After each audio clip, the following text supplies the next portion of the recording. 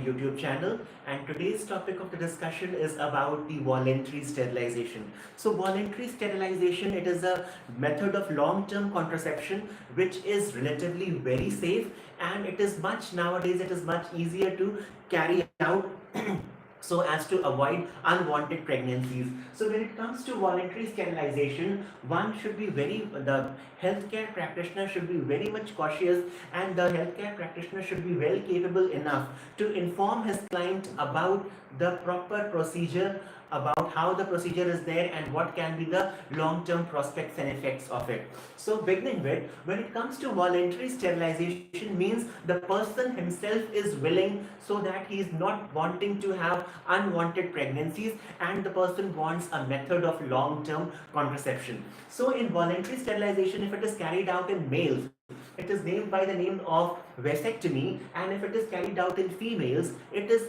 given the name of tubectomy. Now, what happens in vasectomy? So, this is a schematic diagram and a rough diagram I have drawn. So, in the process of voluntary sterilization, when it comes to vasectomy, that is which is being performed in the surgical method which is performed in males, in it what happens is that the testes are present in the scrotal sac, and from the testes there is the vas deferens which originates and finally it terminates into the ejaculatory duct. So as you all might be very well aware that the sperms, they are being produced in the seminiferous tubules of the testes, and from the testes these sperms are going to mature along with the semen formation, and they are going to travel through the vas deferens and finally to the ejaculatory duct, and finally they pass down from the penis into the female's vagina. So during the process of vasectomy, what is being done is that these two, the vas deferens and the ejaculatory duct, this is being cut off, it is cut, and it is surgically occluded or blocked, so that the semen what is being produced from the testicles is containing no sperms that is going to ultimately pass through the ejaculatory duct. So alright, so vas deferens is cut surgically and it is blocked, and sperms from the testes, they can't travel to the penis, and sperms are no longer present in the ejaculatory duct. Alright, now in this video I'll be mainly focusing upon what are the indications and contraindications. So do remember, students and viewers, that after the procedure of vasectomy, most of the men, they have a doubt that whether I'll be potent enough, I'll be having those sexual desires or sexual urges, or they'll be having the sexual arousals and feelings, or whether they'll be producing semen or not. This has nothing to worry about it, since even after the procedure of vasectomy, the men are well capable of everything, of every sexual activity. They do have desires, feelings, and none of their capabilities are lost. And they have that sexual urge and desire is still present. And one thing more I would like to emphasize, that this vasectomy should never be confused with castration, because castration is a process of surgically removing the testicles from the patient's scrotal sac. But in the procedure of vasectomy, it is only the vas deferens which is being surgically blocked or obliterated. All right, it is being occluded. So men still do, they have their normal semen, but their semen maybe their semen after vasectomy is devoid of sperm. They have their normal semen that is devoid of sperms. They do have the normal usual feelings of whatever sexual urges, they do retain it.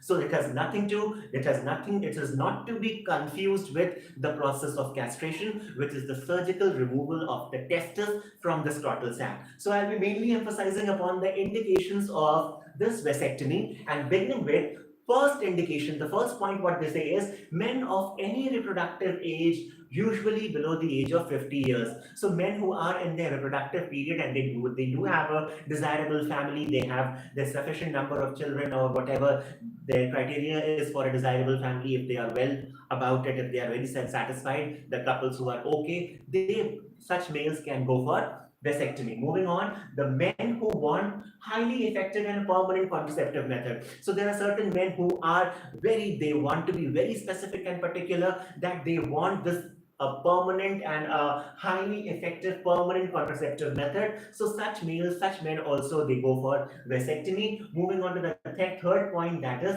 men whose wife are of a particular age. So most of the elderly couples, where the couples, both the couples of husband and wife are more or less of the same age, and they have the same age, they have parity, and they health problems which are related to the wife, and if the wife of such, when they get pregnant, they are going to have certain serious complications. The pregnancy is going to have serious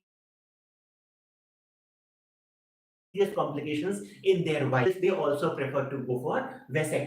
Now, moving on to the next point, that men who understand and give voluntary consent to the procedure. So before performing any vasectomy procedure, it is the responsibility of the healthcare provider or the healthcare practitioner that he or she should be well capable enough to make his client understand what is the procedure and what things it can lead to, and what is the procedure, how it is to be carried out, and what will be the future outcome of such a procedure. So in even after, if that after explaining this thoroughly to the client, if the patient, if the, or the client is willing to go for the vasectomy procedure, if he is voluntarily ready for the procedure, he can go for vasectomy. So this is another indication of it. And last but not the least, that is the couples who are of certain and who have achieved their desired family size. As I've already said, it's a permanent and long term contraceptive method. Since it is a long term contraceptive method, so couples who have a certain amount of members in their family and they are they are well satisfied with it, so most of the such men, if they want, they go for the procedure of vasectomy. Now, in this video, I'll be mainly focusing upon what are the contraindications when your doctor is not going to proceed for vasectomy, even if the client is wanting. So, first contraindication is the scabies infection. So, in scabies infections, such an infection is there in the patient. Most of the doctors, they avoid doing such a procedure because that can lead to future certain kind of infections or something. And even in cases of scabies, the infection may spread even after this minor operation is being carried out. So another important point is that in the patients of filariasis, you must have heard, in patients of filariasis, the lymphatic channels are blocked and the patient is going to have an elephant feet, a swollen scrotal sac, and this swollen scrotal sac is having a thick tissue. So the scrotal sac is absolutely swollen and the scrotal sac tissue is thick. So it is difficult to operate in cases of filariasis as well. So your doctor won't be preferring to do vasectomy in such a patient of filariasis. Moving on to the next important conditions like diabetes and coronary artery disease. So these two are both interlinked. Why? Because in patients of diabetes, they are immunocompromised, and once they are immunocompromised, even after the surgical procedure of vasectomy is being carried out,